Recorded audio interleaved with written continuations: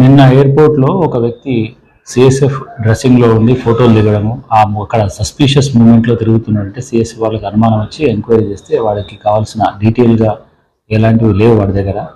Enquiry చేస్తే తెలిసింది ఏంటంటే వాడి పేరు బాలకృష్ణ సమన్ అని, ఇంజనీరింగ్ కంప్లీట్ చేసిండు. ఎందు గురించి ఈ విధంగా చేస్తున్నామని తర్వాత మాకు పక్క చెప్పిన తర్వాత మేము ఎంక్వైరీ చేస్తే వాడు చెప్పిన వర్షన్ ఏంటంటే వాడికి ఆల్రెడీ పెళ్ళయింది, ఒక బేబీ కూడా ఉంది. అయినా కూడా వాడికి ఒక లవర్ ఉండేదంట. ఆ లవరు డివోర్స్ అవ్వడం వల్ల ఆమెకు మళ్ళీ సంబంధాలు చూస్తున్నారంటే, అది వాడి సంబంధాలు చూస్తున్నారు, చేసుకోవాలనుకుంటే నీకు ఏదైనా మంచి ఉద్యోగం ఉంటే చేస్తారు, మా వాళ్ళు కూడా ఒప్పుకుంటారు అంటే, నేను ఆల్రెడీ సెంట్రల్ గవర్నమెంట్లో చేస్తున్నాను అంటే, ఏం చేస్తున్నాను సిఎస్ఎఫ్లో చేస్తున్నాను మరి దానికి ఏమైనా ఎవిడెన్స్ ఏమిందని, నేను ఆల్రెడీ ట్రైనింగ్లో ఉన్నాను, కావాలంటే అక్కడ నుంచి మీకు మీ ఫాదర్కి ఫోటోలు కూడా పెడతాను నేను అని ఆ యూనిఫామ్ ఒకటి కొనుక్కొని ఇక్కడ తర్వాత ఇక్కడ ఎయిర్పోర్ట్కి వచ్చేసి ఫొటోస్ దిగి వాళ్ళకి వాట్సాప్ చేసిండు.